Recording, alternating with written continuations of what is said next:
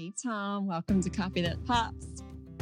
Hey, glad to be here. I'm so glad to finally have you on. So before we do anything, I have to shout you out. You are the music producer behind the intro and outro of the show. Yes. And yes, I should have plugged my guitar and gave it a little life. But I know. You should sing it live. That'd be so cool. One day, when I'm feeling a little better. Yeah, I know. What have you been suffering from? Just a little flu? A little sore throat and head cold, congestion, stuff like that. But yeah.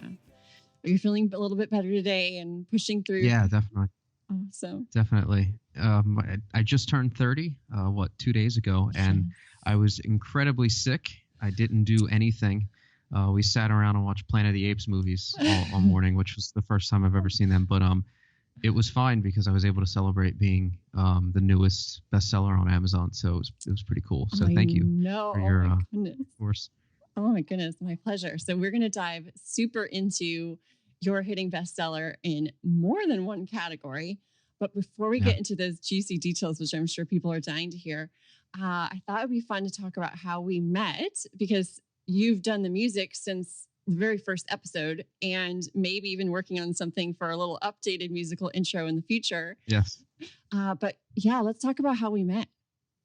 Yeah. So we were, I remember I really wanted to launch my website, Digital Recording School, for a long time, since probably 2014. And I didn't launch it until 2 weeks ago. So it really shows you the amount of kind of struggles that you kind of hold yourself back from. But at one point, about, I'd say, a year and 3 months ago, a Facebook ad popped up for Brian Harris's list building course, the Rapid List Building course. And it was one of the only online courses that I bought, and I bought it and I went in there, and you and I immediately started interacting on there. And I think you had posted that you were looking to start a mastermind group. Oh, did I? I don't even remember that you had read about. Awesome. Yeah, you read about, I think, in probably like Think and Grow Rich or something like that. But you wanted to try the idea of like doing a mastermind. Would anyone be interested? And you, me, and Melissa Sue Tucker then started the mastermind group, and we started meeting weekly, which was really cool to kind of watch where we all were, a year ago when we first kind of went in that first Google Hangout call, not really knowing each other, not knowing, anything about each other and our goals, and to see like the amount of growth and, the amount of just all the different crazy things that happened in our life. I remember the big struggle with the group when we first started was, coordinating the meetings with you, because you'd be in Germany one week and Italy the next and Europe. And it was just so cool to see you kind of bouncing all over the place.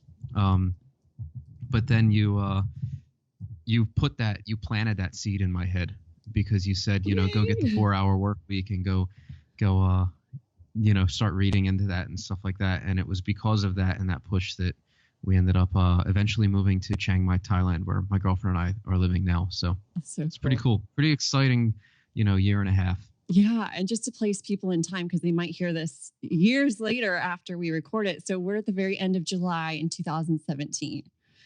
Yeah. And we met in Brian Harris's Rapid List Building course. It must have been February or March of 2016. Yeah. Yeah. And that's funny. Yeah, that's really interesting, because that's the first course I also bought, because I had been an entrepreneur for 4.5, 5 years before that, but I tried to bootstrap everything and I never wanted to spend any money on anything. I was just like, no, I can't lose money. I can do everything for free, but everything was taking me so long. And so that course was finally the first thing that I was like, you know what? Maybe if I put money out there, more will come back and I'll learn faster things that actually is worth the money, like the time that I save. So that's amazing that that's how we met too. Yeah, it was just, and it's funny because it's just one of those things where universe kind of comes together, because I wasn't spending money on any courses either. I wasn't buying anything. And for some reason I was just like, you know what, that's something that I wanted to learn. I knew that building an email list was important. And it's really funny to think about that long ago, February, that I built several websites since then and have gone down the I guess entrepreneurial route of kind of becoming a digital nomad and things like that. Yeah. And it's funny to think about how little I knew back then, that I felt like I needed to know, where do I even start what's an email service provider? Like kind of stuff like that. And it's pretty interesting to see like how far we've come with learning and stuff like that. Yeah, that's so cool. Yeah. And then Melissa, so to paint this picture a little bit more for people too, I was living abroad in Germany when we met. You were living in New Jersey, right? Terribly. We don't talk about dark times. Dark times. And Melissa was in Scottsdale, Arizona. So the three of us had never met in person. I met Melissa in a different Facebook group. I met you in the Rapid List building. And then the three of us jumped on a call together. And we've been biz buddies since then. And you and I have still never met in person, ironically. Yeah, I never met Melissa in person either. Oh, yeah, that's true. Yeah, I haven't. Her and Jason, her husband Jason, they're looking to come visit at some point this year, which will be really cool. But it's funny that you can. That's what's so beautiful about the time period that we live in. It's you can create these, meaningful relationships with people through the connection of the internet. And, I feel closer with you two than I do with, my neighbors that I grew up next to, and it's just a very, very interesting time to be alive. Gary Vee's right. We live in the best time period that we can possibly live in right now. That's so true. There's tons that we need to improve, but I wouldn't want to be alive any other time than now. So definitely grateful for that. Yeah, awesome. Sure. Okay, so tell us, I don't want you to get too dark times, but tell us a little bit about the transition from New Jersey to Chiang Mai, Thailand, where you are now. Okay, so you and Melissa pretty much kicked me in my ass every single week. I would jump on the call. I would be just depressed, and I'm never going to leave New Jersey. I'm never going to leave my job. I'm going to be stuck at, doing this forever and all that stuff. And I remember it kind of got to the point the one time where you just cut me off and you were like, I'm done listening to this shit. I didn't say it like that. Yeah. You're like, you have to be positive, and you and Melissa really just kind of steered my, my thinking to be better, and kind of allowed me to use the power more of like gratitude and really being able to see, put in the plan and action, and recommending different books and stuff like that. So it was good because it was super helpful. And then when I remember I'd get on those calls with you guys when I was planning on moving. I thought I either wanted to move to, because I'm in the music industry, I've been doing production for a long time. So I either wanted to move to Nashville, Austin, LA, or New York City, one of those like kind of big music towns and big music areas. But it just seemed like such an impossibility. And you guys would kind of, just because of, finances and, having debt and things like that. And you have two cats it's funny because, as well. Well, it's funny because eventually we ended up moving 10,000 miles away with two cats, something no one does, So we ended up moving to Thailand. We were afraid to move, a couple New York, hours. which is like not that far from New Jersey. Yeah, right? exactly. Afraid to move wherever until we finally just kind of buckled down and made it happen. So it was really cool.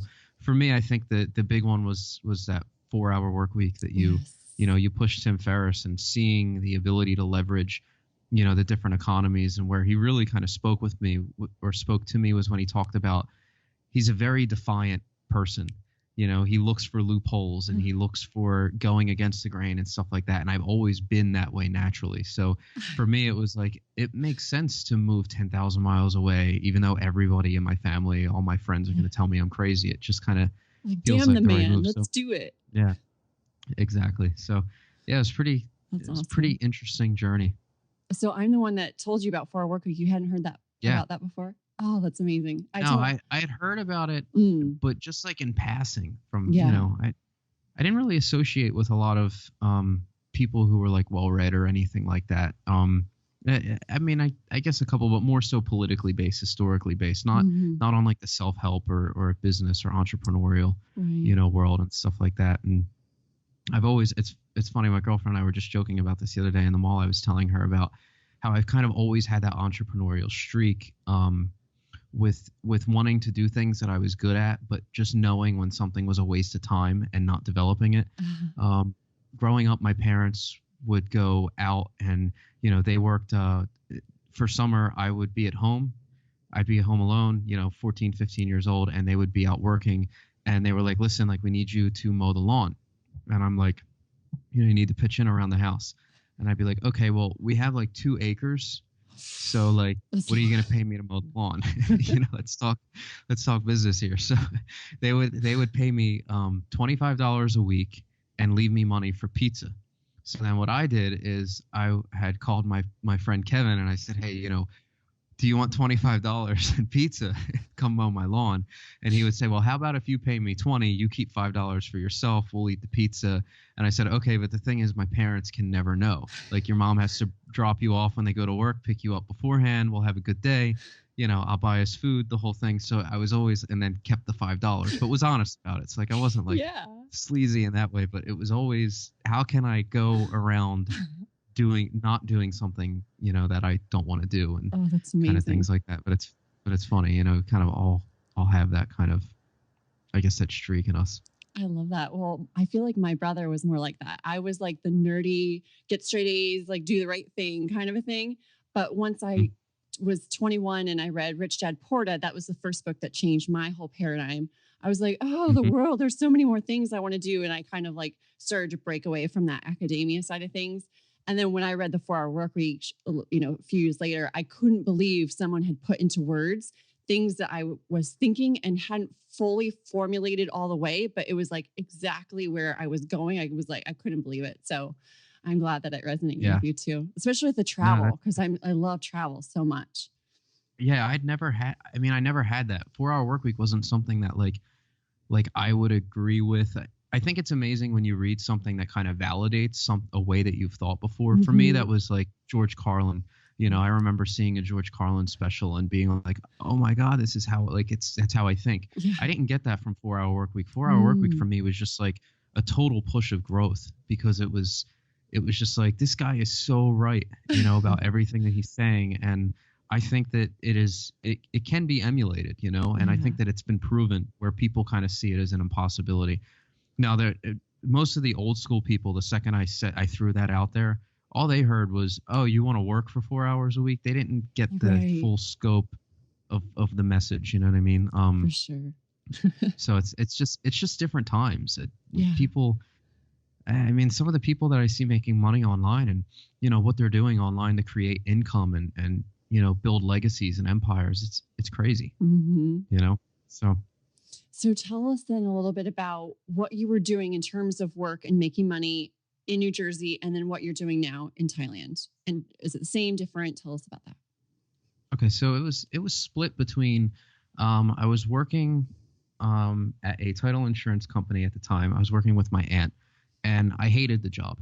I was fortunate to have it in the fact that I learned a lot, but it's just not something that I was passionate about. I wasn't passionate about that business. And I think also she opened in 2007, and then the mortgage crash happened in 2008. And working so closely with the banks and seeing some of the things that was happening like on the inside of that, and seeing what had kind of caused some of that like market collapse and stuff like that, and people not being held accountable for it gave me a little bit of a taste of disdain for that industry. So I really wasn't passionate about it, but I was passionate for the music. But the thing about the music is it was really hard for me to monetize on that and charge accordingly what my time was worth, because I love doing it. So when you love doing something, it's kind of really hard to find that area of where you can kind of step out of that, and charge for it, and charge accordingly. But I did start to do that. Again, I'll say you and Melissa were a big help with that too, because I started to really kind of take myself more seriously and really, start to kind of figure out what I could offer. But the thing that I noticed was that I couldn't launch digital recording school. I couldn't record bands, which was the other thing that I was doing recording, production, mixing, and all that stuff. I couldn't record bands. I couldn't launch digital recording school, and I couldn't work my full-time job effectively doing all three at the same time. It just didn't work. I was either doing one really well or being half-assed across all of them. And then as I started doing digital recording school, and I know that you relate to this because you've had to talk me down the ledge a couple times when I would, all of a sudden I'd build a website and I'd say, I know how to build websites now. Let me do that for people. Or I know how to do this. And, it's kind of the way our minds work, I think, are very similar, is where we speak the language of opportunity. So everything kind of seems like it can be a great opportunity. And I think everything does have the potential to be a great opportunity, but there comes a point where you have to kind of focus throw things, make sure everything you're doing falls under that umbrella. Mm-hmm. And I remember Melissa had said to me, like, don't do websites unless it falls under the umbrella of music. Don't do this unless it falls under make sure that you're dedicating a strong percent of your time to something that falls under the umbrella. So yeah, I had to get focused. I had to get focused on that. But when I left the title job, I started gigging out. I started playing cajon and drums for the summer. And what is that? Cajon? Cajon's just like this box. It's a box, but I played with this guy who played acoustic guitar. I really didn't love it over the summer, but it was decent enough money, and it was still falling under that umbrella. Mm-hmm. So I didn't mind making the money for it and making sure that I was still doing something musically at the time. And then that summer, I tracked Drew Williams' record, which you can check him out on Spotify. Incredible artist. That was like that was my big project. And he's actually launching his record this year. He just launched his first single back in April, the song Shadow. But he's really, really talented, very versatile musician. So I had done his record, and that involved me flying down to Florida, working out of a couple multi-million-dollar studios down in Orlando. He had flown up to New Jersey twice. We worked out of my home studio. So it was a really, really big project. And then I was doing a little bit more recording. But the point is I needed to work. I needed to save. I needed to sell all of my stuff, and I needed to make this moving to Thailand a reality so that I can move somewhere where my cost of living is low enough so I can get laser focused on the recording school. So what happened was we ended up moving in February. Mm-hmm. So it took all that time from July to February. We knew we wanted to move. We didn't know where we wanted to move. It wasn't until December that we finally said, November, that we had sat down and said, you know what, let's just do Thailand. It seems like a cool place to start. Cost of living is low. We can really get focused on our goals. So we had done that, and you could check out some of our videos there on expatswithcats.com. I love the name. Expats with Cats. It's like the best copy name I've ever heard. Yeah, that's all Lauren. I gotta give credit where credit's due. Your girlfriend Lauren. Yeah. Yeah. So it's pretty cool that we were able to do that. But when we landed in Bangkok, we spent like the next 3 months just being laser focused, buying courses on Udemy, learning video editing, learning more things about website developing, learning some stuff about SEO, learning marketing. Now we got a couple on tap to learn about like Facebook ads and stuff like that. So it was almost like we went to college, but like a super more concentrated, focused version of it. Because for me, college never really worked because it just, like I said, I'm very go against the grain. So if I want to go study music, I don't want to have to take an English class or math class or something like that. I want to learn what I need to learn that I know is going to be, actionable for me. Mm-hmm. So we had gotten really laser focused. We studied for about 3 months. And then after that 3 months is when we started to put things into action. And the first was you approaching me with your course on, the best-selling Amazon, which was really cool for me to see you do that, because I remember back when you had hatched the idea, you got on the call with Melissa and I, you hadn't talked about writing a book at all before. It was never even something that you were just like, hey guys, this is what I'm doing. It wasn't even like you asked, like, do you think this is a good idea? Like we would normally do like in our group. You were just like, here's what I'm doing. In 30 days, I'm going to launch a book and it's going to be on Amazon. And we were just like, okay, like, all right, let's see it, I remember you said something like you were going to give me advice, like, maybe you shouldn't, but I was so convicted in it that you were just like, okay.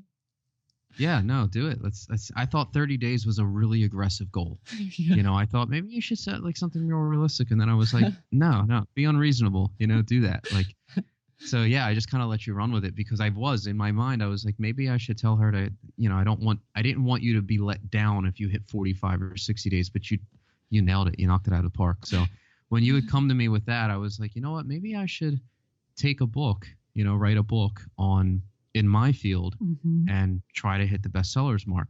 And then that's when you introduced me to the course. And then, it happened. It's amazing. So it was great. Thank you so much for that. Oh, my pleasure. I'm so excited. Okay. So I want to look down at my little notes because I have a bunch of questions I want to ask you. Okay, cool. So, around writing the book, actually sitting down to write it. And yours is also, you add a lot of bonus resources with the video element that people can go and watch because what you do is so visually such a visual component, and it's really important for people to kind of see what you're doing. So will you tell us a little bit about the book and maybe even the process of sitting down to write it? Okay, yeah. So the book is called The Gamechanger. And the reason why I called it The Gamechanger, like it's like a game changer. In audio recording, the foundation of recording is something called gain staging. And I do this 4-step process where you get your files to the right level before you start mixing. Then you get a balance on your mix, which is just you adjusting the volume of each individual thing in the song. So in like a recording session, sometimes I have like 96 tracks of different things, guitars, vocals. I mean, when I produce a song and mix a song, there's a lot that goes into that layer wise. So what happens is all of those things start to stack on top of each other. It becomes a mess. So what mixing is cleaning all of that up and making sure that everything has its space and gels well together to make this kind of, more well together sound. I can tell you that the song on your show copy, that Pops Carolina Sun, that had about 70 something tracks to it. We had a ton of drum microphones, a ton of bass mics, a ton of guitars. We had a ton of vocal production. There's probably like 30 or 40 vocal tracks on it that blend to sound like this one thing. So because of that, you have to be able to get a balance. And then the next part of my gain staging was consistent monitoring, because so what monitoring is the way you listen to music.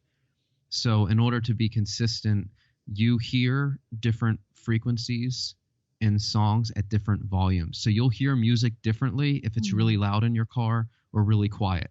So I recommend when people mix music, they want to be able to hear accurately. They need to be able to monitor at that level consistently. So it's a little technical, but it makes sense. So then the next thing was something called gain matching, but everything's about gain.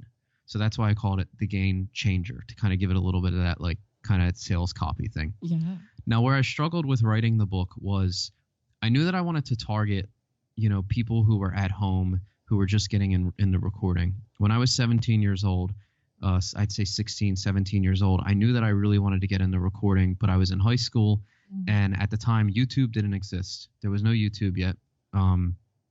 There were books, but like, how could you really learn how to listen with a book, which is why I kind of incorporated a lot of the video series in my book and stuff like that. And then there were forums where like you just weren't getting good information. So I think about that version of myself and what I could have used, that shortcut that I could have used to kind of help get me there faster, because it took me every bit of, I've been doing this for 20 years. It took me a long time to kind of get good at the craft. So I wanted to be able to give that younger version of myself that aha moment. So I didn't want to write it too technical and talk about like all the advanced characteristics of mixing. I wanted to find that middle ground that could speak to the beginner, but could also pull them to the point that they were like a little bit more advanced. So I struggled with the writing in that aspect, but I think I made the right choice with trying to communicate with that, younger version of myself, which anyone that's writing a book that's like kind of self-help or anything like that, really take that into consideration. I think that's a really big tip I can give you, is think about what you could have used that where you were lost, and what was that big kind of thing that you could give yourself back then if you had a time machine. So that kind of cleared it up for me, was being able to do that. Well, so I love that approach too, because then it gives you space to also write the next book, where you could have like a 3-part series where you go intro, medium, and then advanced. But if you try to just get it all out in one, you might lose some people on the way. You might overwhelm yourself with all the writing you need to do. And then you don't give yourself space to maybe expand on it later. So I really like that approach, is like, just think of someone who's a beginner, but has an interest, and then take them to a certain point. And that is your book. Yeah, exactly. And I wanted to be unique in my industry. I wanted to and maybe not like unique, like stand out as being like something crazy different or anything like that, but I wanted my approach to be different. I want to be able to incorporate a little bit of humor at times. And I didn't necessarily in this book, because it's kind of like the intro, but I want to be able to kind of incorporate a little bit of that humor. I wanted to be able to not just give people a book to read, but a video series, an email series, something to actually put into action at the end of the book. I also wanted to give them my email. I know that that's crazy to do in a book, but like, here's my email, shoot me your mix when you're done, and then let me listen to it. let me hear how I can help you. So for me, I didn't just want to give people information. I wanted to give them like connectivity to me and to be able to help them grow beyond that. Um, which I think is going to bring me into my next point that I want to make. As far as my marketing strategy went, I gave the book away before I even sold it. For a whole week, I went into audio groups and I went into forums and I went into places where people were hanging out. And I was just like, hey guys, like, here's my story. Here's what I'm looking to achieve with it. You know, like, here's my backstory of me as like a 17-year-old kid, if you relate to that, you know, cool kind of that little background. Here's what I'm trying to achieve with it. I really want to be able to help that person. I want to be able to help you guys. I'm not looking for any of your money. I'm not looking for anything other than your time, and to let me know that it works for you, and I hope it helps. And I gave away about 100 and something copies, something like that. And then when I finally launched a week later, they had a week to sit with it. They were already interacting with me. I just pushed an email out and just said, hey, you know, if you like the book, I just went live on Amazon. If you could do me a favor and, you know, drop me a review, pick it up, and, you know, I'd appreciate it. And I was like, and if you don't want to spend the 99 cents because you already have it for free, that's fine. I don't blame you. I don't really want to. That's a double cheeseburger if you need a double cheeseburger. You know what I mean? It's totally fine if you don't want to do that. So I found that the response that I received from giving to them first and genuinely, you know, caring about them and their growth before I even launched was huge, because it gave them. They knew that I was in it for them. You know, they knew that I was kind of in it for them right away. They knew that I wasn't just trying to sell them something. So it was really cool. I really enjoyed the process. And then even asking for reviews or asking for them to go and buy it without expectation, I think is so important, because people can feel it if you're like, hey, I just gave you this, come on and help me out, versus like, hey, no pressure, but if, you know, the spirit moves you, it really helped me out, but no pressure. And like not truly not being attached to the outcome. I feel like people can really feel that, but not to act like you're not attached just to get that outcome. It's like you have to truly just really not care. And I feel like I've learned that just over my years of life, where you can't expect everything from people. And it's not because and if they let you down, it's not because they meant to. Like, you don't know what else is going on in people's lives. Or sometimes like I'm going through something really rough with like a family member, and someone maybe asks for something of me and I don't get back to them, and I don't even look at the message for like 2 months. If they're really mad at me, like, I feel bad, but I'm sorry, you didn't know what else was going on, and I had to give my attention to that too. So I feel like just having that approach with everyone you deal with, and not taking it personally if someone doesn't do something that you hope that they will, and just knowing everyone has their own life, and it all goes around and comes around in a great way, no matter what. Just move forward. Yeah, I think one of my biggest lessons in marketing was back in, I'm going to date myself here, 2008. Yeah, 2008, 2009. I was in a pop punk band, like a Fall Out Boy style band. Living in the moment, chasing after dreams. I hope you know, all my friends were in bands, you know, local bands, and they play out, and they would bring a lot of people out to their shows. Like, you know, 200-300 people out to their shows. But the thing is those people, you know, it was a big local crowd. You know, they had made their splash in the local market. I got on MySpace and I really hit the streets hard with marketing. I spent 3 hours a day online, and I made sure that I had a little post that said 600, and every day I had to interact with 600 new people.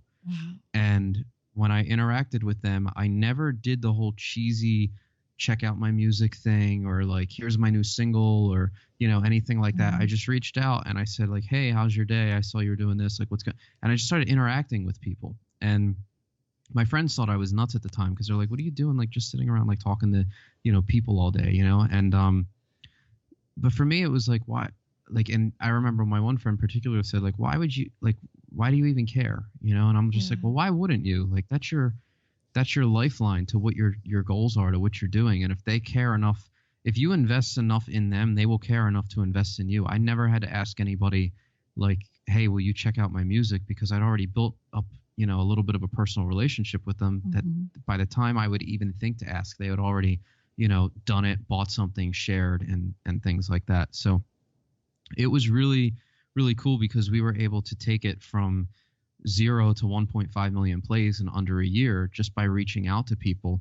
internationally. You know, we weren't concentrating in that little area. And when we actually did play like our first show, we had people driving 3-4 hours from out of town to come see us. So I remember the first show we played, we had 86 people come out, and it was like, no, that's not the 300 people, but to me, those 86, they meant more because they had more of a commitment to what I was doing than, you know, my friends' bands locally that were bringing, you know, 300 people out. So even though it's a bigger number, it's more about serving your audience a little better because you'll get more out of them. Those 300 people that would go to my friends' shows, they wouldn't drive more than, you know, they wouldn't drive 3 or 4 hours to go see them because they weren't personally invested enough. So for me, that was like a big lesson to see the power of kind of personal investment and using social media as a platform for that. And I think Justin Bieber is like a huge kind of I guess example of that. One of my favorite movies was Justin Bieber Never Say Never. I shouldn't have admitted that publicly, but I haven't seen it. Watching but now I want to. It's so inspiring because he's just, you know, you think of Bieber and you think of like this, you know, bratty pop star or something like that. But when he was a kid, the kid was really, really dedicated, and every single label said no to him. Like they were not signing him. They said, no, you need to sign with Disney. If they're not going to sign you, no one will because you're a kid. He was 13, 14 years old. But Scooter Braun, who's a brilliant music business guy, that's his manager. He just kept at it. And Justin had built up a giant Twitter following before he ever even had a song out. He just had a couple of covers, you know, YouTube acoustic guitar covers, and just him as a kid, not even anything professionally done. But he was building the personal relationship with his fan base without music. So then when it came time for the label, it's like, how do you not sign this kid? He's got the fan base, you know, it's plug and play for investment for them. So for me, it's like that, all that stuff, it means something. You have to be able to kind of be able to personally invest in your audience. So I think that's a big thing that I would say for the people who are going to take your course and who are going to write the book. You need to write it from a place of kind of wanting to give to that audience. Definitely keep that in mind if that's the area that I should say you're going for, you know? Yeah, definitely. I feel like the ideal client for me in the course is someone who is an entrepreneur and wants to have a tool that's an amazing marketing tool, but also can be used for other things. So you could do like free plus shipping like Russell Brunson, or it could be a free opt-in on your website, or it could be something that you just, you know, give when you see someone who's maybe like interacting with you and maybe struggling a little bit. You're like, here, just, this is free. Just want, you know, to help you out. There's so many ways that you can use the book, and you're kind of touching on some of that. Yeah. Well, I didn't tell you my biggest win I know, this week. I'm not going to, I don't want to say his name, but in my audio space now, hold on, let me backtrack. I launched the site 2 weeks ago. All right. So I launched Digital Recording School 2 weeks ago. I launched the book about a week ago. It hit #1 in a couple of how many categories? Okay. Let me jump in. Go ahead. I don't know the stats. I know you know it. It hit #1 in all 3 out of your 3 categories in the United States, and also hit #1 in a category in Germany. So you're an international #1 Amazon bestselling author. Woohoo. Yeah, that's awesome. So just being able to say that, it's like it's, you know, it's really, really cool. And going into it, I think the trick was not to overwhelm myself with that before I went into it. You know, if you think like all I kept telling myself in my head as I was writing the book was like, I'd find myself getting stressed, like, oh my God, like I'm writing a book, like this won't be perfect. And I was like, man, you're just creating a PDF. Just chill. You've done that at work, you know, like kind of step back and don't kind of wig yourself out with it. But that's what I did too. I thought of it as just, I'm writing 15 blog articles. Like 15 really good blog articles that have a common theme. I'm going to put them together, put an intro and outro at it. That's it. Like, I love how you thought about that too. Yeah. So my big win this week was, so I set it up with, you know, I've only had the book out for a week, only had the website out for 2 weeks. Seriously, probably the top person in my industry reached out to me to say that he read the book. Congratulations on the book. He thought it was great. He loved what I was doing. And he just kind of wanted to open up the line of communication. So for me, that in my industry where this guy sits is that's kind of like the equivalent of if you were to enter like the podcasting world and then all of a sudden Pat Flynn calls you a week later after you launch. You know, so it was like I'm seeing the traction happening fast because of the buzz that's happening from you know, having the badge and taking the course. So yeah, it was really cool. Will you really ever cool be able to to reveal the name or no? Not yet. Yeah, I'm sure someday. I feel a little weird throwing that out there, Yeah, especially in the yeah. beginning. It feels a Yeah. little too Like braggy. I don't self-promoting. know. Yeah. Yeah. So, but it's just amazing because it shows me that if I'm able to reach somebody who's so important in my industry and in my space, then I'm definitely. And it wasn't just a congratulations on the thing. It was I read the book. I really liked what you said in this section. I liked what. So it was like if I was able to grab that person's attention, then I know that I'm going to be able to grab more people in my audience and serve them better. So it was a really nice vote of confidence and something that if I didn't just finally put my plan into action and stop putting myself down and letting myself be in my own head, then I'd still be in the same place that I was in 2014 waiting to launch the site, you know? So it's really cool to kind of see the progress. That's really exciting. Yeah, I'm excited for this year. It's going to be a great year. I know. I mean, like all this we're talking about has literally happened like the past 2 weeks, like as we're talking. Hitting bestseller internationally, amazing guy reaches out to you, like high in your field. Your email list is growing. What are some of the other benefits that you're seeing from taking this project on? I hit 378 email subscribers in 2 weeks, which, you know, I mean, by no means is that like, holy crap, I got the biggest list in the world. But it's like, that's people that I wasn't in contact with 2 weeks ago. And they're dedicated. They're sending me emails. You know, I'm getting about 5 to 7 emails a day, excuse me. And about 5 to 7 emails a day from different people that are just like saying, hey, thank you. Or, you know, like, oh, I just did this new mix. Like, listen to what I did after I did your book. Cause I tell them, send me a before and after, take something you've already worked on and let me hear like, you know, how it helps you. So it's really able to give me like a tangible point, with them. And then I ask them, of course, you know, the age old question of like, what are they struggling with now? So I can help them with the next thing. So it has been really, really cool. The book was something that I had never considered because when you had suggested to me, write a book, I can't do that. My field, it's mixing. I need to be able to hear. And then when I thought, well, just because it's a book doesn't mean I can't be innovative, doesn't mean I can't be unique, doesn't mean I can't put my own spin. So I made sure that everything was in writing. And then I made sure that the version of the transcription along with the audio, there was a video that led outside the book. So it was, I think it was a really cool approach because it was able to give people more value. You know, like one of the reviews that I got said, this book is 40 pages. And what I love about the book is that, and I'm not quoting directly, but it said something like, what I love about the book was that it wasn't like, you know, convoluted. It wasn't a 150-page book, and the email or the video series within the book made it worth its weight in gold. So it's cool to kind of offer those cool, unique things on top of it that add more value. So I would kind of recommend that for people too, you know, kind of linking different things outside of the book into it, you know. Make it multimedia almost, because you can this day and age, especially if you publish it online, like something so big like Amazon using KDP, which is Kindle Direct Publishing. You don't even have to have a printed version to have your book up and giving value 100%. To people. Yeah, I remember now one of my best friends that I grew up with, her name's Allison, and she wrote a book. She wrote a book all throughout high school.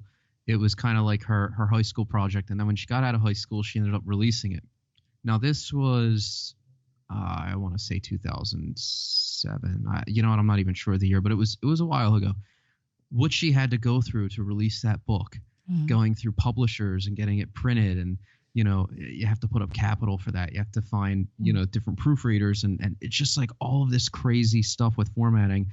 And then, like I said, when I was doing it, I'm just making a PDF because Amazon makes it so accessible and easy, and even for the people who aren't tech savvy, it's just awesome. So, and then I know you pointed me in the direction because I wrote it in iBooks Author, and then I found out that you couldn't use iBooks Author with Kindle.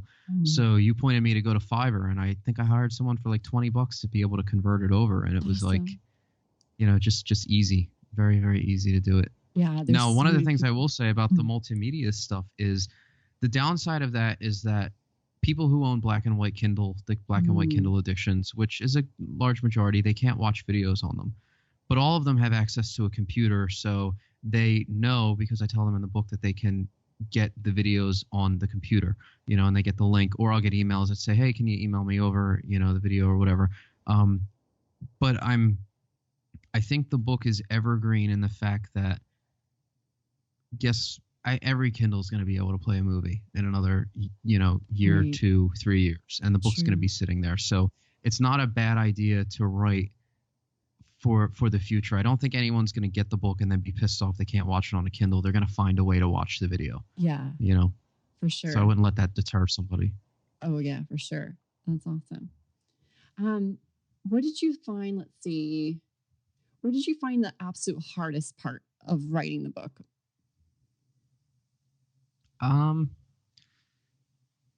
For me, it was two things: walking the line of putting in too much sales copy. I didn't want to be too salesy, but I knew that the idea that I was selling, in the book, the idea, the way that I approach mixing, was something that isn't really overly well known. It's something that is a little bit under attack recently because some people have been misusing it and things like that. But I knew that I had to win people over on my way of thinking before they tried it. So I wanted to obviously put a lot of sales copy in it, and I wanted to win them over, but I didn't want to do it in a way that it was a little too cheesy or anything like that. So for me, walking that fine line was decently difficult.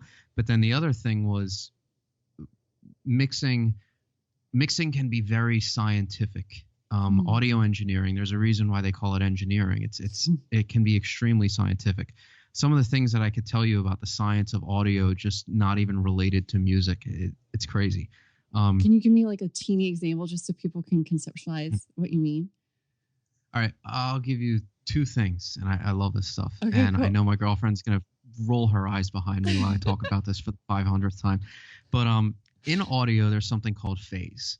So what phase means is your waveform looks like this. We all know what a waveform looks like, kind of from like science a sine class. or cosine wave.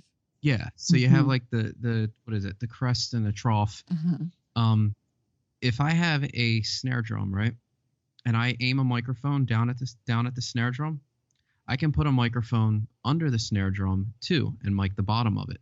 Oh. But because the mics are aimed at a different section, the waveform is now reaching it in a different way, that those two waveforms are considered out of phase. So now the waves should be going like this together, but instead they're going reverse. Okay, so if people are just listening to this, they should be kind of going in unison and almost like track each other. Yes.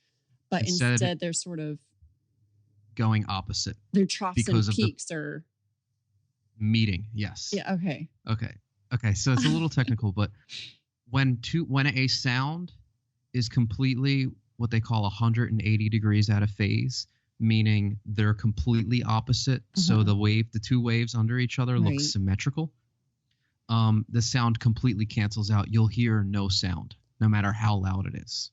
Wait, can you say that again? What? So if two waveforms, like from we the could same take drum. From the same drum, if you record that and you put two microphones on that, if two waveforms are directly out of phase, they cancel out. You hear no sound. Whoa. No matter how loud the sound source is. So one of the coolest things that they did was when they were doing some of the first flight testings that they were doing, the engines were really loud. They were creating a really low rumble. And because of that low frequency, it was vibrating the engine of the plane. So it was making the plane, in essence, fall apart. Screws were falling apart, things like that. So how they solved it was they figured out, they threw an audio engineer to figure out the frequency that the engine was creating, the sound, and then they aimed two speakers at the engines so that they were out of phase and canceled the sound out. So now there was no sound because they were playing at the same time, out of phase. So it's crazy technical, but it's really like cool. Magic. It is. That's crazy. I always say that. I always say, what I do in I've been doing this for 20 years, and audio is magic. Wow. One other really cool thing, and I know you're going to love this because you're an animal lover. Our dog had an accident. He was paralyzed from the neck down, a little under, because he could still use his front legs, but his back legs were completely useless. He could not move them. And We were when really was distraught this? about it. This was when we lived in Florida, probably about 3-4 years ago. Okay. So our little dog, he was a Chihuahua, so he was paralyzed, and we took him to the emergency room. And at the time, I mean, we had no money. We had, just no money. So we had gone to the emergency room, and they told us that if we wanted to get him surgery, it was going to be $8,000. Oh my God. So there was no way we could afford that. But they recommended us seeing a holistic doctor who had some experimental things that he did. And they said, he's really highly recommended, but he can do things a lot cheaper. So we had gone there. We had gone, and he walks in and he says, okay, first of all, I have to kind of tell you, full disclosure, I have to give you the kind of the, I guess, I can't think of the word disclaimer. Yeah, exactly. So he had to give me the disclaimer. And he goes, there's a chance that this will work, but there's also a chance that it might not work. Nothing that I do is backed by the FDA, yada, yada, yada. He goes, but in a nutshell, here's what I do. And he starts saying some audio terms. And I say, wait a second, are you telling me that you're going to aim a device that figures out the resonant frequency of the dog's spinal cord until it regrows? And he says, you're an audio engineer. And I said, yes. And then my eyes lit up, and we started it was like a bromance, immediately a bromance. And my girlfriend was like, this isn't going to work. This isn't going to work. And I'm like, this is going to work. And I told him, I was like, you are the Spanish Nikola Tesla, you're a genius. What you're coming up with works. Cause he told me that the spinal cord actually naturally regrows like a fingernail. But the problem is that, it will grow after 200 years. So none of us are alive by that point. So what he does is he uses to find that resonant frequency to vibrate the spine in a way that it starts to regrow at a faster rate. So after 8 weeks of therapy, the dog can walk again. Wow. It was an absolute miracle. And the fact that it happened with sound was just even blew my mind even more. So there's tons of things that when it comes to sound. Now, obviously, I'm not doing anything that crazy. I'm just mixing rock music. But still, there's that science in it. So everything that I just said is pretty technical, but I wanted to find a way with this book. My challenge was that I didn't want to get overly technical with people. I didn't want to talk over their heads. I didn't want to do anything like that. But I also didn't want the overly technical people to read what I wrote and then be like, this guy doesn't know what he's talking about. So I needed to find the middle ground there. So I think those were my two biggest struggles for sure. I'm so glad I asked that question. The answers were amazing. Yeah, it's pretty cool. It blows my mind, the whole. And I know that you're a big believer in the law of attraction too, and that's kind of I'm a huge believer in the law of attraction. But when he had explained all of that to me, and I had seen that was my big click moment too. This stuff really works because they say that thoughts are just waveforms and frequencies that happen at a different area that we can't hear. So when I think about the science of resonant frequencies, things that resonate create more vibrations, or things being out of phase. Maybe that bad thought you had, you can create a thought that's the exact opposite. Maybe you can put that out of phase to get rid of that. And I started thinking about things like that. And I didn't have any money at the time. Literally no money. My girlfriend was really upset. There was just no way that we could pay for this. It was $2,000. And I was like, listen, it's going to be okay. I absolutely promise you. And this is when I was really just big in the law of attraction, really optimistic and stuff like that. And what was going to cost $2,000? The dog's treatments. He had to go through 8 weeks of non-invasive treatments. They just put a sound machine on his back for 15 minutes for 8 weeks, twice a week. The vet was $8,000, but he was $2,000 for his approach. Was $2,000. Gotcha. Yes. Okay. And one night it got really hard. She broke down. She started crying. She was like, "There's just no way." And I was like, "Babe, I'm telling you, I don't. Just believe me. It's gonna be fine. I know it's crazy, but I just know it." And just then I got a text from a client that had bailed on me 2-3 years prior to. We were in the middle of a project, and she really wanted me to work with her son again. She was like, I'm sorry, I lost my money, and I should have communicated with you a little better. I'm really, really sorry. I really want you to consider working with us again.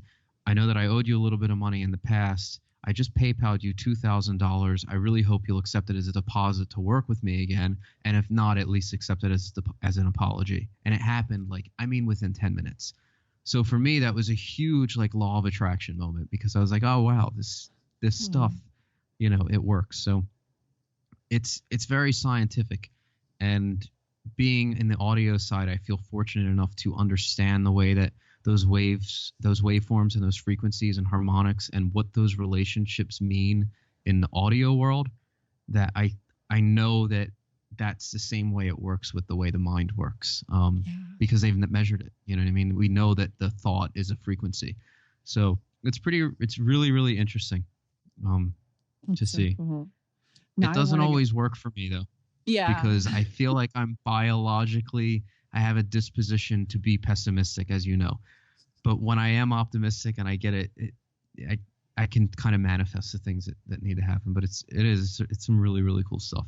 That is so cool. Now I want to go interview someone else who's or this doctor that worked with their dog, or people who are doing research on this. Yeah, I mean, we talked about it so much, and I told him, I said, you need to do this on humans. And he said, the FDA blocked me. And I told him, I said, you have to, I think his only chance is to leave the country, go do it on a human somewhere where he'll be okay to do it, make the results go viral and launch the Kickstarter to where they have to listen. Because the problem is the way that things work, not to get all conspiracy theorists on you, but a lot of people make a lot of money selling metal chairs. And if you step on their toes, there's going to be, that's the stuff that gets in the way of progress. Unfortunately, financial free market does get in the way of progress sometimes, and with corruption and stuff like that. So I do want to see what he does next. And we have been in contact here and there every couple months. We kind of talk, and I say, when are you coming out to Asia or to Australia or wherever to do this thing? I'll be out there with the camera. So that's awesome. Yeah. He's a really, really cool genius. On the conspiracy notes, I feel that way now about meat industry and dairy and obviously pharmaceutical companies. You're kidding. Yeah, right. Shocking. But even dairy and meat, they're huge industries. Sugar, they have this huge influence and whatever. Exactly. I'm newly vegan, so I've watched all these documentaries and stuff, and I'm like, what? Why don't people know? But yeah, no, I hear you, and I think that comes from from not only, I guess my personal opinion, I totally respect the conviction that it takes to go vegan, and I totally respect where that comes from, especially in the United States, given the amount of things that they do to animal products and stuff like that.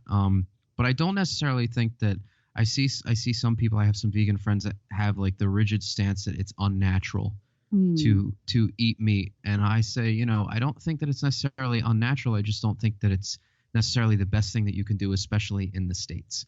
Yeah. I feel much safer being in Thailand, and I go and I get chicken, and I know where the chicken's out there in the coop. It's been raised out there. It's a farm. It's a local farm. I feel a little less guilty as well, kind of doing that. But I completely agree with that. It is a much healthier decision and a much healthier lifestyle, and it's because of, again, I'd say, the kind of the free market aspect. Free market is a beautiful thing, but it becomes perverse in some ways, where it's allowed to be bled with corruption, and you get if you don't regulate certain things, they're always going to find a way to make profit more. Right. Exactly. And I think that's where war profiteering and stuff go like that.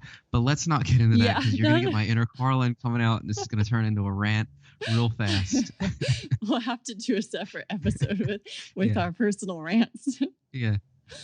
My next best-selling book will be me with a tinfoil hat on and saving dogs around the country with spinal issues. Yeah. Why you should live in the woods with nothing but your gun and a porta stereo potty. and a stereo. Yeah. And a radio. Yeah. To what? Dephase something? What did you call it? Yeah. Create it's invert phase. So it's, what is it? Oh, adaphase, just something out of phase. Polarity is how they refer to it. Interesting. Which is cool. I love It that. works for people too. People can be can be in and out of phase with each other and stuff like that. Same thing with Yeah. like polarity, things attract and stuff like that. Well, I find sometimes too, like when I go into a building and they're just playing music that I like, I'm instantly in a better mood. And I think, why don't I always have music running in my house? And then I still don't Mhm. do it, which is weird. I need to do it. But like just music can put you in a great mood or a bad mood or any kind of mood. It's so powerful. Yeah, it really is. And what's even more interesting is, I was just talking the other day about the way we perceive things. Art is perception almost 100% of the time. And like my girlfriend and I just finished watching House of Cards, and I, kind of brought up the point to her. I was like, isn't it so interesting how we can watch a show like this where the main character is clearly evil? He's clearly doing the wrong thing. Or you can watch Homeland where, like Brody, I don't know if you ever saw that show, great show, but he's a Marine, and the whole time you're wondering, he was a prisoner of war for 8 years, and the whole time you're wondering, is he a Marine or was he turned terrorist? And they flip-flop you a bunch. But here's that's another example. And then Breaking Bad, Walt's a school teacher who decides to cook meth, but you find, because of the lens that you're watching it through, the perspective, you find yourself rooting for these people who you would normally not root for. So it's pretty interesting to think about it in that regard. But I always take that as a step further with music. To me, it's, remember hearing a love song before you were ever in love? It was just a song, or when you hear a love song after you've gone through a bitter breakup, that's not a happy love song anymore. You know what I mean? That's something different.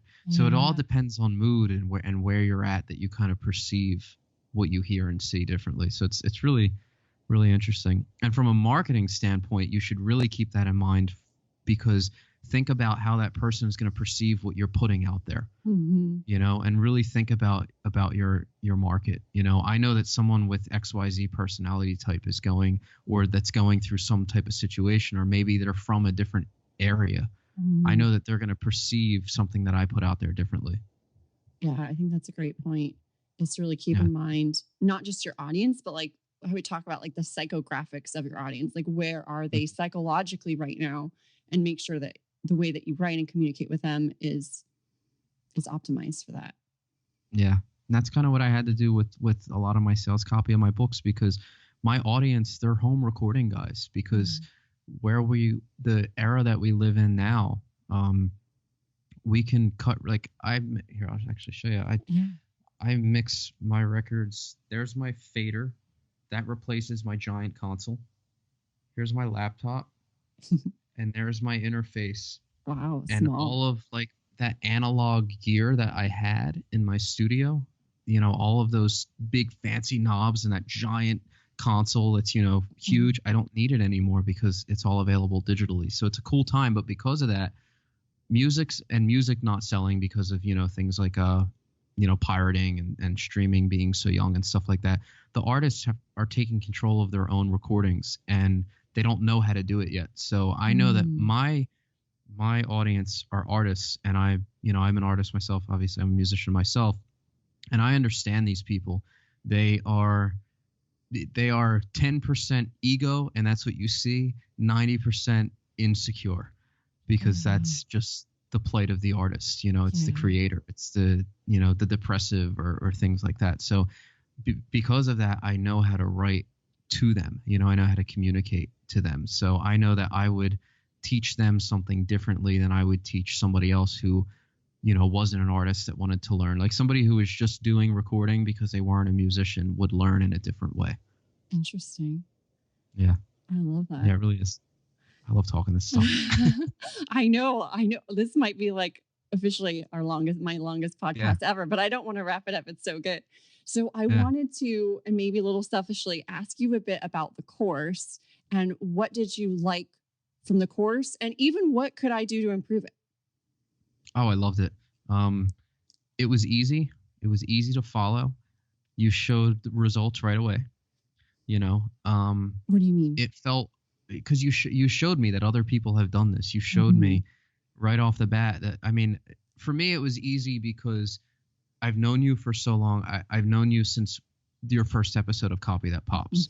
So I've watched you develop into this. So because of that, I've known you. So I know that you're you come from a similar place. I know your beginnings, your humble beginnings, so to speak.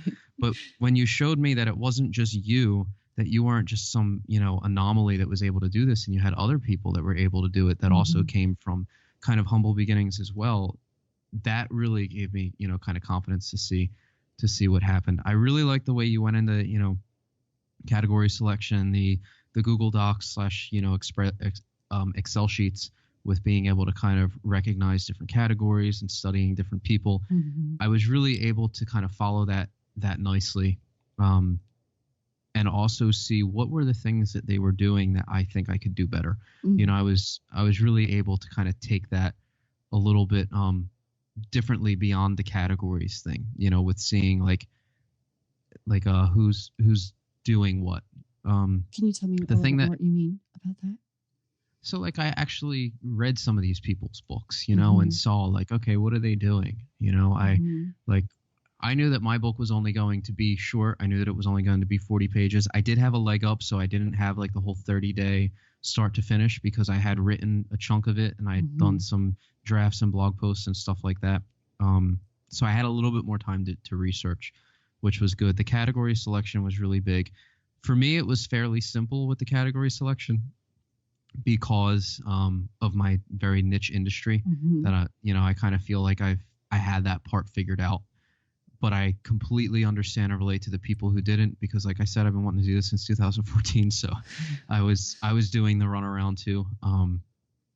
So yeah, I'd say that was good. Ways that I think that you could improve it, I would add the stuff that I said about kind of talking within the forums where people are hanging out, and maybe give different examples on how they can give to them outside of the book. Stuff like that. I don't know if it's something you would like to incorporate, but that's probably just maybe my thing. Just give to the audience, serve them first, and kind of thing. Well, maybe we could even grab some screenshots and things that you did that were effective. We could add it inside. Yeah. No, for sure. I think that going in there and offering people the book and letting them know what your goal is. My goal is this for you. All I'm looking for is your time, and it's completely free. I'm not trying to sell you anything. Yeah. That alone got me. I mean, that got me so many people that were interested. Yeah, and you, I would say, got the most reviews the fastest out of anyone that I've coached so far. And oh wow. Awesome. Like right away. Because I mean, instantly I looked at it and you're like, already 10 reviews, like 15. I was like, whoa. So I feel like because you gave away so much in the beginning, that people who are willing to go and spend $1 and buy it and leave you a review were just like very passionate already. It's not like they hadn't really heard about it or hadn't gotten to kind of test it out beforehand to see its value. Like they already knew. I expected a couple reviews from family and friends. Just they're not my audience, but you expect their support. And I got that. The thing that blew my mind was the strangers, the people I've never met before, faces behind the computer that I had no idea, that were so grateful. They loved what they had picked up from it, and for me, it was just like, it was such a rush and a high. And it was cool because, like I said, it was the same week as my 30th birthday, and I was sick as a dog, but it just didn't matter, because it was just like such a cool feeling, and seeing like what people were getting out of it. I was just talking to my mom today, and she was like, like, I love the place that you are at, where you're at. Most people when they turn 30, they're really depressed, or they've either already settled down into some complacent situation they hate, or they haven't figured out what they want yet. And I think about, if I would have turned 30 in New Jersey, where I was when we had first started talking, I would have been a mess. I would have been driving to the bridge with a cinder block and a rope. I can't do this. I would have been so depressed to hit that kind of milestone without doing anything. And I was so unsure of every single thing, and was seeing no progress up until recently. But you got to kind of stick it out, and you got to try. You have to try and fail at every single thing that you can do. Just fail, because if there's not the greatest lessons in there, I don't know. So true. That's such good advice. And I want to jump back to what you said about with the categories. You were like, easy for yours because you were so niche. And I feel like that's a great piece of advice for people too who are thinking, okay, I want to write a book. I'd love to hit bestseller. I feel like to make it easy on yourself for writing, easy to know your market, easy to pick a category, is to go super niche, and you'll have less competition there too. So if you just want to write like a book on marketing, good luck. There's like 5 billion people doing that. Yeah. But if you could be like marketing on Instagram for landscape companies, like now, like no one is competing against you, and you can just really deliver crazy value for that specific niche. And for anybody who's thinking of doing that, my friend Kevin, who mowed my lawns, he's available for hire still. Oh yeah, does he do landscaping? $20 and some pizza. Just tell him I sent you. I heard it was 25. Or no, was it 20? yeah, 20. I kept the 5. Awesome. I got my cut. I got my cut. I love that. No, it's true. It's true. Niche down as far as you possibly can. You know, you can branch out. You know, I know that, like me personally, I'm really passionate about marketing. I'm really passionate about. I like to win people over on my style of thinking. I would love it if I can convince the whole world to quit their shitty job and move to Thailand. I wish that I could do that, but I can't. I can't start there. Yeah. I can't start and be the, hey, quit your job, or here's some marketing advice. That's the one thing that I refuse to do. I'm passionate about marketing. I'd love to talk about marketing, but I would never, like, you hear Gary Vee that says oh, people want to be Gary Vee. And he says, well, then build a business first. I don't ever want to be those guys that reverse engineer that and go out there and just start saying, hey, market, without having a little bit of success first. So niche down, build that. You can always phase those other things in and expand out. So I think that is really good advice, especially for the people looking to write books, because it's so easy to say, like, all right, I love Harry Potter, I want to write a fantasy book. I'd have to niche down further, Yeah, for sure. Yeah, they say riches are in the niches. That's actually, I never heard that. Oh, really? Or I've heard niche or go broke. Yeah. Niches are in the riches. Yeah. Yeah. And I feel like it's going to be a rap song in like three weeks. Oh my goodness. Can maybe that be the intro to Copy the Pop? Yeah, right.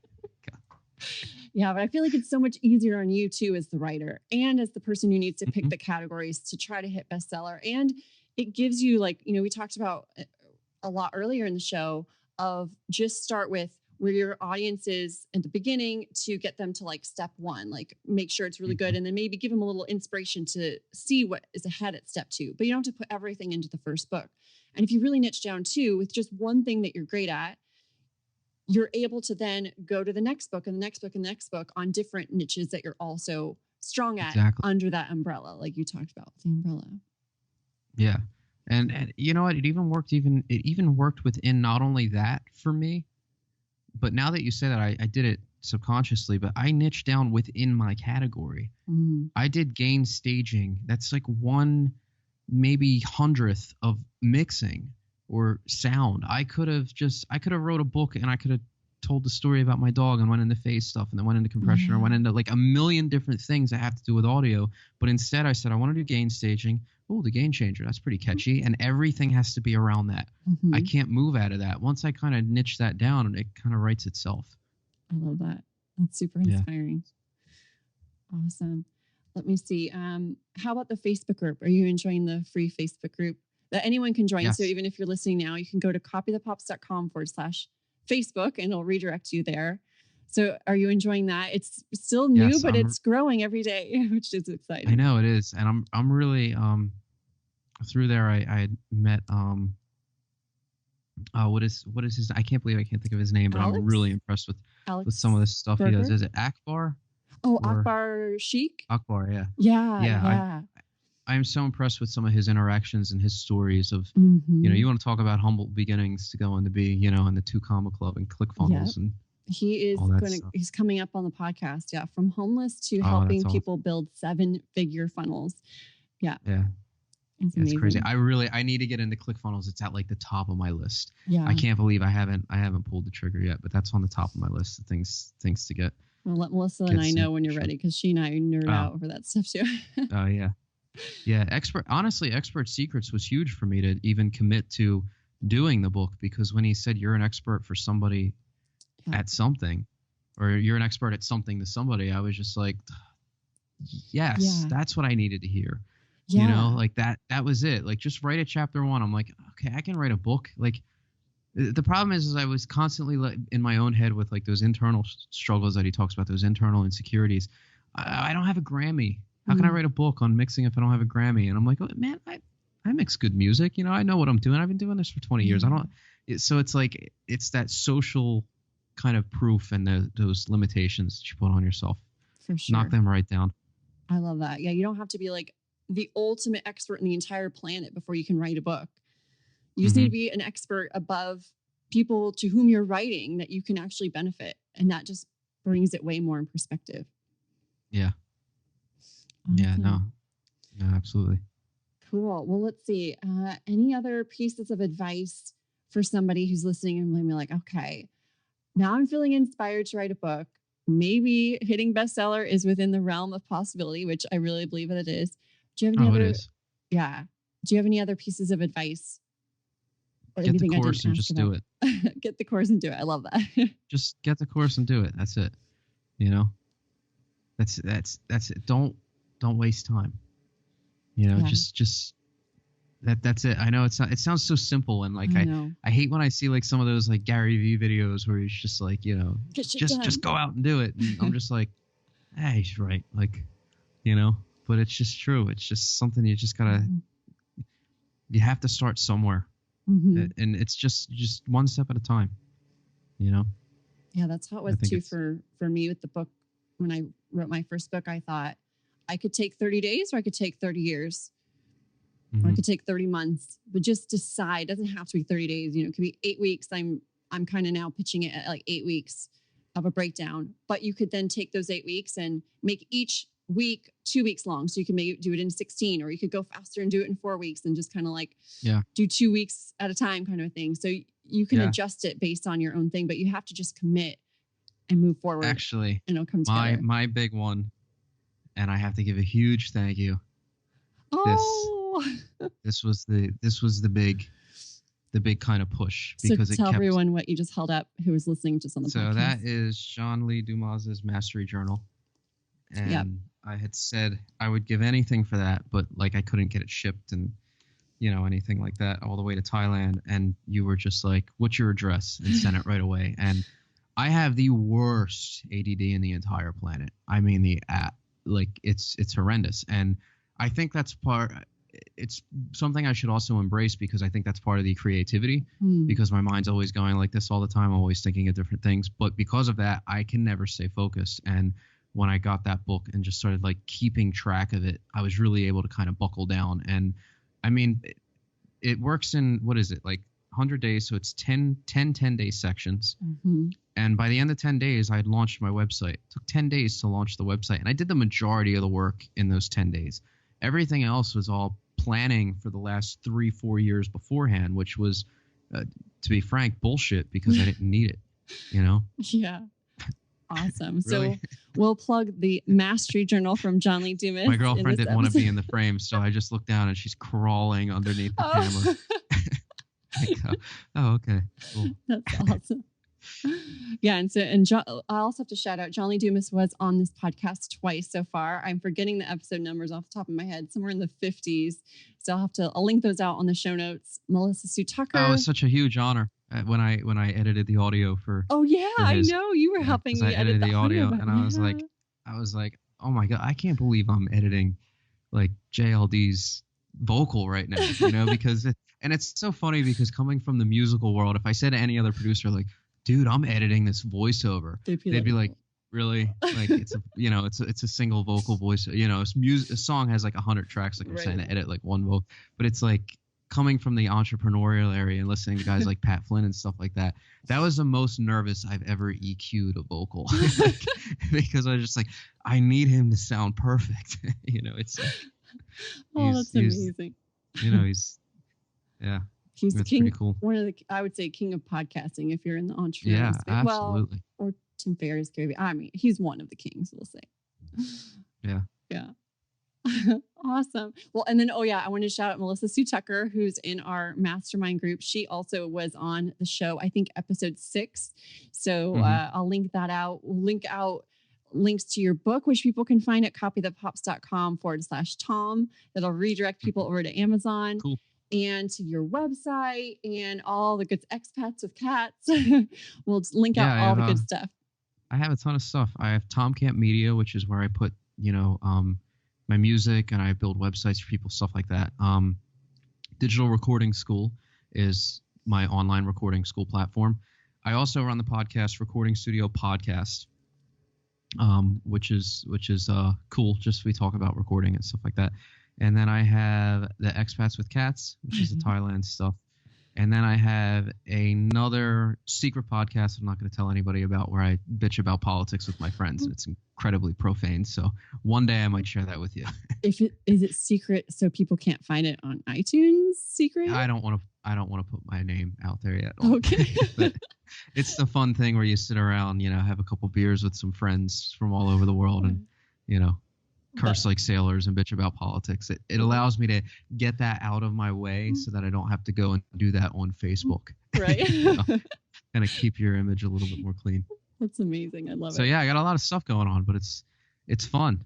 It's really, really fun. And to just do all of that stuff and not worry about, I stopped worrying about which one's going to make me money or which one's going to take off or anything. And I just do it, throw it out there, and then whatever works.